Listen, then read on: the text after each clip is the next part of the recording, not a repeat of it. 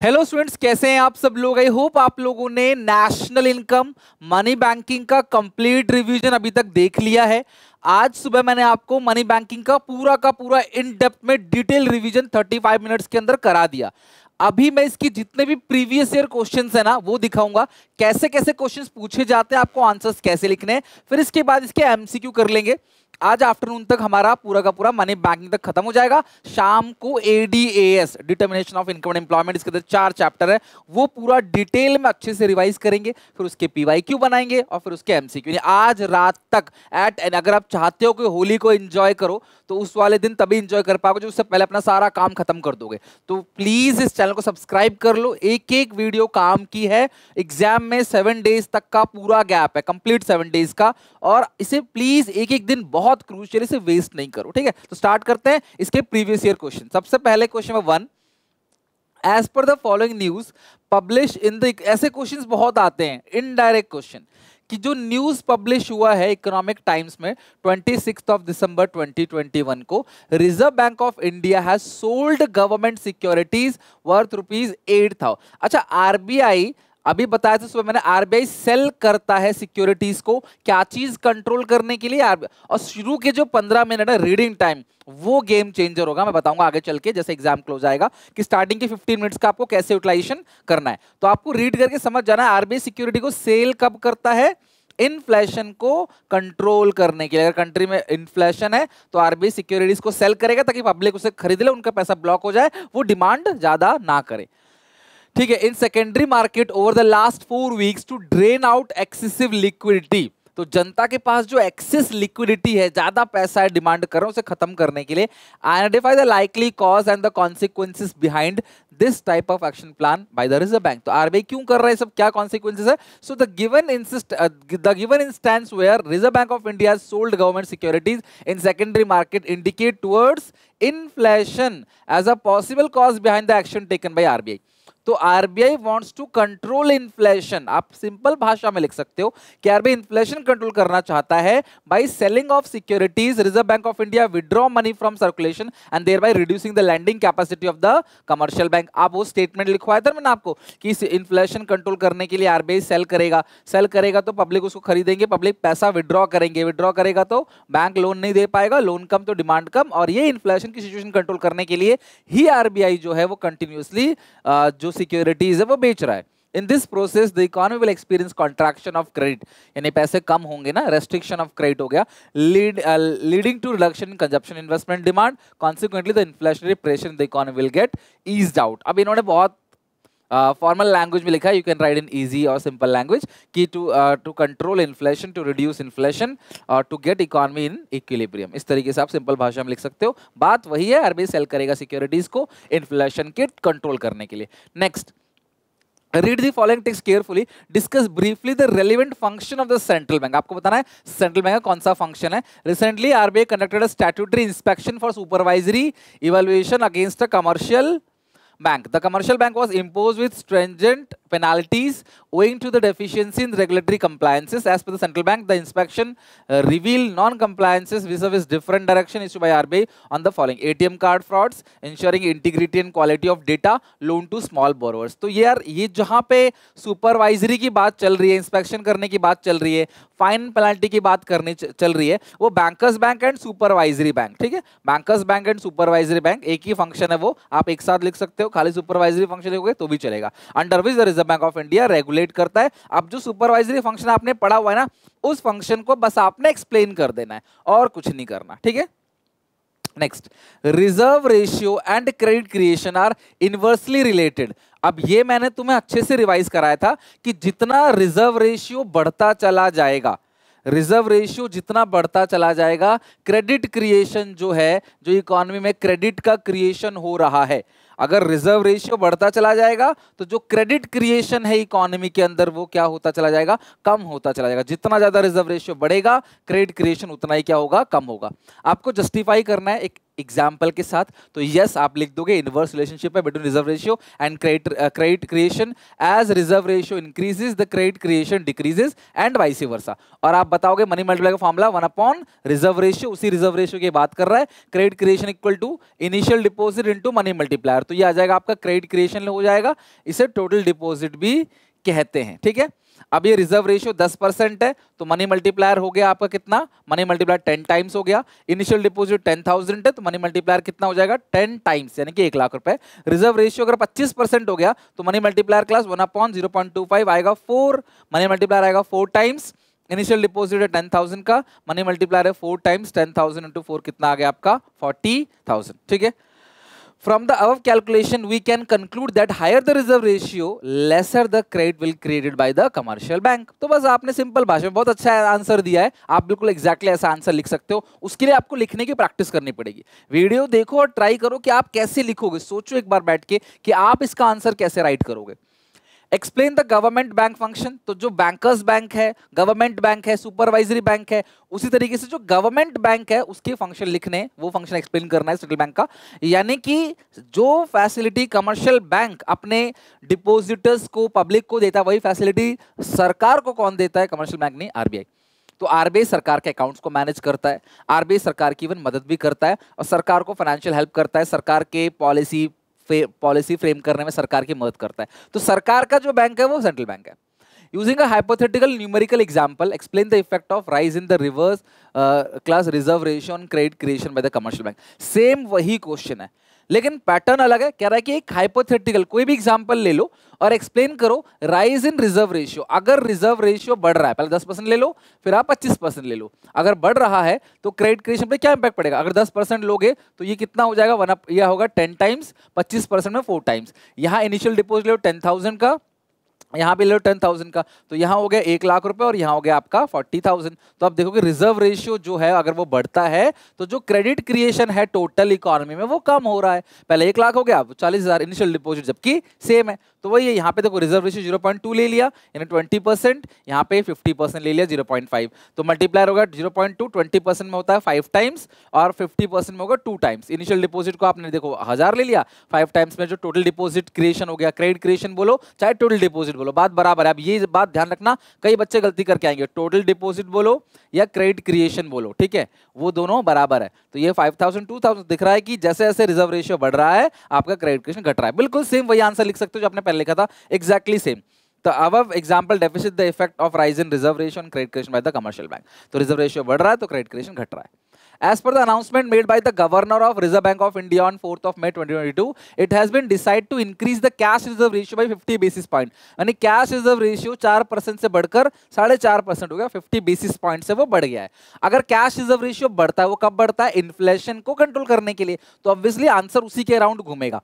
As analyze the impact of this step RBI, तो total creation क्या होगा? Total अगर रिजर्व रेशियो बढ़ जाएगा, अभी तो पढ़ा आपने, सब जगह एक ही बात कह रहा है, रिजर्व रेशियो बढ़ेगा तो टोटल क्रिएशन क्या हो जाएगा? कम हो जाएगा। आप सेम एग्जांपल लेके दिखा सकते हो, न्यूमेरिकल एग्जांपल लेके, मांगा नहीं है बट दिखा सकते हो।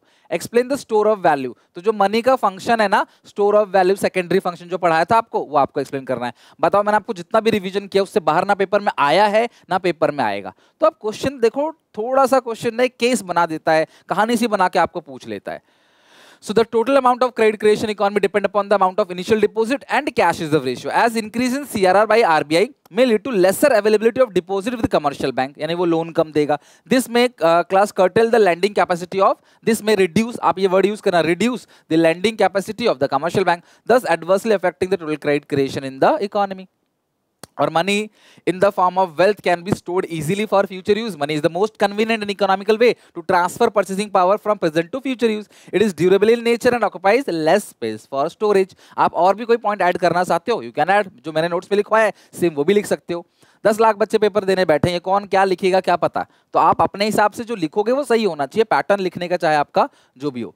Elaborate bankers bank and supervisory bank function, तो सबसे ज्यादा इंपॉर्टेंट फंक्शन कौन सा है? बैंकर्स बैंक और सुपरवाइजरी बैंक, जो सबसे ज्यादा पूछा जा रहा है मल्टीपल टाइम। प्रीवियस ईयर से आप ये भी एनालाइज करो कि कौन कौन सी चीजें इंपॉर्टेंट है, थोड़ा उस पर फोकस ज्यादा करो और उसकी राइटिंग प्रैक्टिस तो जरूर करके जाना। सुपरवाइजरी बैंक और बैंकर्स बैंक, बैंकों का बैंक है, हमें फैसिलिटी कमर्शियल बैंक देता है, कमर्शियल बैंक को फैसिलिटी कौन देता है? आरबीआई, और उन पर नजर भी रखता है ताकि वो CRR SLR मेंटेन कर रही रहे कि नहीं कर रहे, जो भी कंप्लायंस है उसको फॉलो कर रहे हैं कि नहीं कर रहे। एक बैंकों में एनपीए होता है, नॉन परफॉर्मिंग एसेट, एक लिमिट तक अगर लोगों ने अपनी ईएमआई पे नहीं करी तो वो एनपीए बन जाता है। तो एनपीए को दिखाना बैलेंस शीट में जरूरी होता है, तो बैंक उसको बैलेंस शीट में दिखा रहे हैं या नहीं दिखा रहे। ये सारे के सारे काम कौन करता है? सेंट्रल बैंक करता है। आपको अगर 3 नंबर का है तो 7-8 लाइन लिखना, 4 नंबर का है तो 10 से 12 लाइन आपको लिख के चलना है। तो एक नंबर के लिए आप 2 से 3 लाइन, मिनिमम 2 मैक्सिमम 3 लाइन लिख सकते हो। तो अगर 3 नंबर का सवाल है तो 6 to 9 के बीच में, यानी 6 से 8 लाइन भी चलेगा average. Okay, justify the following statement with valid argument. आपको जस्टिफाई करना है। Central bank is the sole agency of note issuing authority. Yes, currency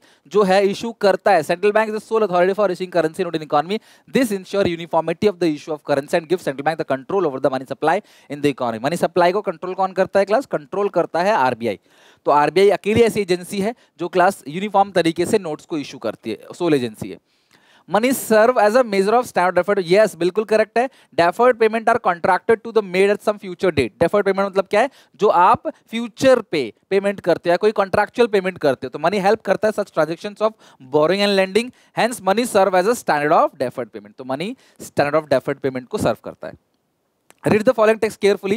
The Economic Times dated 8 June 2023, the RBI of India setting up panel unanimous मतलब सब लोगों ने मिलकर decide किया to keep a benchmark lending rate unchanged at 6.5. The committee voted remains focused on the withdrawal of accommodating monetary policy on the basis of the given text. देखो, withdrawal of accommodating monetary policy, ठीक है, और benchmark क्या है? lending rate unchanged at 6.5%। जो bank rate है वो 6.5% कर दिया। पढ़ते हैं क्या है? और understanding answer the following question, identify and discuss the economic issue indicated the above rate. देखो यार, विड्रॉ करना एकोमोडेटिंग मॉनेटरी पॉलिसी, जनता के पास ज्यादा पैसा है, उस पैसे को इकोनॉमी से विड्रॉ करना, कॉन्ट्रैक्शन पॉलिसी को अपनाना। कब क्या होता है? इन्फ्लेशन। तो मुझे पता चलता है इससे कि कंट्री में जो सिचुएशन चल रही है वो इन्फ्लेशन की है। देखो आंसर भी दिया हुआ है, inflation in the economy may be economic issue indicating the above statement. This situation excess demand may be underlying cause behind the decision taken by the Reserve Bank of India panel to keep the benchmark lending rate unchanged at 6 point। तो lending rate या repo rate हो गया, उसको 6.5 करना चाहते हैं। मतलब ये जो रेट ऑफ इंटरेस्ट हो गया, लेंडिंग रेट मतलब rate of interest, bank rate बढ़ेगा तो अपने आप ही रेट ऑफ इंटरेस्ट जो है वो बढ़ जाएगा। Discuss the likely consequences of money supply if this setting panel would have decreased the said rate। अगर इसको डिक्रीज कर देंगे तो डिफ्लेशन कंट्रोल होगा, जनता के पास ज्यादा पैसा पहुंचेगा, बैंक्स की लोन देने की कैपेसिटी जो है वो बढ़ जाएगी। If rate setting panel would have decreased the benchmark lending rate, the commercial bank may reduce their lending rate। तो कमर्शियल बैंक लेंडिंग रेट कम करेगा। Subsequently, it may encourage the borrowing by the general public, lending to an increase in the money supply in the economy। तो money supply यहाँ पे increase हो जाएगा क्योंकि ये deflation control करने के लिए इसको कम किया जाता है। The Reserve Bank of India perform the same function for the government as the commercial bank function for the general public। Discuss briefly any two such functions performed by the central bank of the government of India। तो भैया आपको कोई भी 2 function लिखना है। Discuss briefly any two function performed by the central bank। Central bank के कोई भी 2 फंक्शन लिख देना है, बट यहाँ जिस फंक्शन की बात कर रहा है उसका नाम क्या है? Bankers to the government. जो फैसिलिटी कमर्शियल बैंक जनता को देती है वही फैसिलिटी सरकार को कमर्शियल बैंक नहीं, सेंट्रल बैंक देती है। The RBI as the bankers to the government maintain account, accept and makes payment, carry out exchange, remittance and other banking operation। the RBI जो है वो लोन देता है सरकार को उनकी रिक्वायरमेंट को पूरा करने के लिए, नोट भी प्रिंट करता है, उनकी क्लास मदद भी करता है, फाइनेंशियल पॉलिसीज बनाने में हेल्प करता है उनकी। thus RBI facilitates same banking function to the government just in commercial bank to the general public। तो जो कमर्शियल बैंक को दे रहा है facility commercial public, commercial banks, वही सरकार को कौन देता है? Central bank. Read the following text carefully. As society develop from, अभी इतना बड़ा है ना पूरा का पूरा पैराग्राफ, तो आपको सबसे पहले क्वेश्चन पढ़ लेना क्या है। Over the centuries money has been evolve in various form in the light of the given statement, state and state बताना है, और ब्रीफली आपको 2 फॉर्म्स ऑफ मनी बताना है। तो प्लास्टिक मनी बता दो, इलेक्ट्रॉनिक मनी बता दो, ठीक है, कमोडिटी मनी बता दो, जो भी आपको ठीक लगे, या मेटल मनी बता दो। Second, various economists have performed a strong opinion that in the modern times, digital currency like CBDC is quite essential. However, it comes with an own benefit and potential risk. Do you agree with this statement? Giving valid arguments in support of your answer। आप पढ़ के जाते हो, जो questions आप paper में पढ़ के जाते हो वो होते हैं स्पेसिफिक क्वेश्चंस। स्पेसिफिक चीजें कि ये चीज पूछेगा, ये चीज लिखेंगे, लेकिन उस नॉलेज के बेसिस पे आपको आंसर देना होता है। ये आपके इनडायरेक्ट क्वेश्चंस है, यही क्वेश्चंस इवैल्यूएशन बेस्ड क्वेश्चंस हैं, और मैं तुम्हें फॉर एग्जाम अच्छे से इनकी प्रैक्टिस करा के भेजूंगा, तो बिल्कुल चिंता नहीं करना। अभी आपने इन दोनों को पढ़ लिया, थोड़ा थोड़ा आइडिया मिल गया आपको, अपनी भाषा में लिखना है, सिंपल भाषा में। अब हम केस पढ़ते हैं। As societies develop from hunters and gathers, the market needs human beings increase to build a house, wear clothes और make weapon and implements etcetera. Since these needed could not be produced individually, people had to purchase them from others. Obviously, these purchases, for example, were paid initially by barter. A leather skin cloak for a spear. तो जैसे आपको कपड़ा चाहिए तो आपने भाला दे दिया या कुछ और आपने इक्विपमेंट दे दिए. As barter had its limit, अपनी प्रॉब्लम्स है उसके अंदर. How many clock for a spear? कितने के बदले कितना? Barter got standardization in terms of metal, cowrie shells. और no knew the value of both cloak and the spear in terms of bronze और क्राउन सेल्स. तो मतलब metal money जो पहले चलता था उसके बेसिस पे एक्सचेंज किया जाता. This was still barter as both bronze and shells as intrinsic value. जो ब्रॉन्ज है, वो जो सिल्वर के कॉइन है, उनके अंदर की वैल्यू होती है. उसको गला के बेचोगे ना तो भी कोई वैल्यू है. जैसे चांदी का सिक्का है तो सिक्के के ऊपर 10 रुपए लिख देंगे तो 10 रुपए तो आपका हो गया एक्सट्रिंसिक वैल्यू, लेकिन चांदी को गला के बेचेंगे तो उसकी भी तो कोई वैल्यू होगी, उसको बोलते हैं intrinsic value. This system evolve over the time to metal currencies. फिर मेटल करेंसी आ गया, फिर गोल्ड एंड सिल्वर कॉइन जो है वो सिस्टम में आ गया. They have feature of barter, both gold and silver have intrinsic value as well as money. They have standardised presentation of the value in respect of money. Two fact emerge historically. Money has taken the form of either commodity which have intrinsic value और in terms of debt instruments. Money is usually issue by a sovereign, यानी कि जो country central bank है वो represent करता है money को, money वही इशू करता है. In modern economies currency is a form of money that is issue exclusively by some competent authority like central bank. It is a liability of the issuing central bank and assets of the holding public. तो हमारे लिए वो पैसा क्या है? Asset है, issue करने वालों के लिए liability.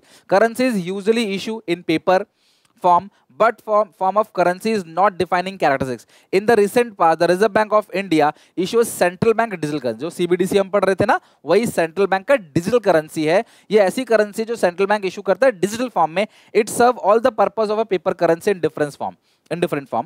The introduction of CBDC has the potential to provide significant benefit such as reduced dependency on cash, lower transaction cost, reduced settlement risk. Introduction of CBDC would possibly lead to a more robust, efficient, trusted, regulated payment option. There are associated risks such as cyber attacks. हाँ, risk तो है ही भाई. आप online payment करते हो, Paytm, Google पे, phone पे use करते हो, भीम ऐप यूज करते हो. आप जो ऑनलाइन पेमेंट करते हो वो इजी है, कोई नकली का झंझट नहीं है, नोट को देखने का, फटने का, चुरने का, डायरेक्टली पैसा बैंक अकाउंट में आ रहा है. अदरवाइज आप पैसे देते हो फिर उसे बैंक में जमा किया जाता है. रिस्क है, टाइम लगता है, इससे सीधे तुम्हारे बैंक खाते में पैसे आ गया तो अच्छी चीज है, लेकिन उससे क्या है? साइबर अटैक होता है. Technology preparedness, but they need to be carefully evaluated against the potential benefit. तो आप देखना है कि भाई इसका बेनिफिट कितना है, उसके रिस्क का रिस्क कितना है, वो चीज आपको चेक करना है. सो इवोल्यूशन मनी में आप 2 लिख देना है ना, आपको 2 लिखना है ना, 2 लिखना है ना, अभी कहीं पढ़ा था ना, two forms of money, metal currencies और पेपर करेंसी. ठीक है. दूसरा क्या है? Various economics had form a strong opinion that modern time digital currency is quite essential. Yes, digital currency बहुत ज्यादा जरूरी है. Introduction of CBDC provide significant benefit. तो वो जो बेनिफिट आपने पढ़े थे वो सारे बेनिफिट लिख देना, और साथ में इसके कुछ वो लॉस आपने पढ़े, कट कॉपी पेस्ट करना है. However these are associated with risk like cyber attack, technology preparedness. ये सेम लाइन जो आपने यहाँ पढ़ा ना, बेनिफिट और उसका, ये देखो यहाँ देखो, 10 से लेकर पूरा का पूरा यहां तक लिख देना, कट कॉपी पेस्ट, खत्म बात. तो इसमें बच्चे का दिमाग लग रहा है कि वो आंसर्स को क्वेश्चन से पढ़ के समझ के कैसे लिख रहा है. डायरेक्टली रेक्टिफिकेशन जो है वो नहीं चलेगा. आपका मेंटल मतलब कि आपका जो दिमाग है ना वो तेज होना चाहिए. मेंटल एक्सरसाइज एक तरीके से ऐसे क्वेश्चंस करवा देते हैं. ओके, तो देखो ये मैंने पढ़ाया भी था आपको सुबह. ये रहा evolution of money, physical object, barter system, gold, metal coin, paper money, इन 2 के बारे में यहाँ पे बात की गई है स्पेशली. फिर प्लास्टिक कार्ड, इलेक्ट्रॉनिक मनी और फिर क्रिप्टो करेंसी. ठीक है. चलो, तो अभी मैंने आपको मनी बैंकिंग के एमसीक्यूज बचे हैं, बाकी पीवाईक्यू पूरा करा दिया. अभी 1 घंटे बाद एमसीक्यू भी आ जाएगा इसका, 1 से 2 घंटे के अंदर आप एमसीक्यू भी देख लेना. मनी बैंकिंग पूरा खत्म. फिर शाम को एडीएएस, बहुत बड़ा चैप्टर है, उसको बिल्कुल भी मिस नहीं करना, उसको अच्छे से खत्म करेंगे आज शाम को. राइट, ठीक है. Till then take care, bye bye. Video अच्छी लाइक करना, शेयर करना अपने दोस्तों में. मिलते हैं नेक्स्ट वीडियो में. Till then take care, bye bye.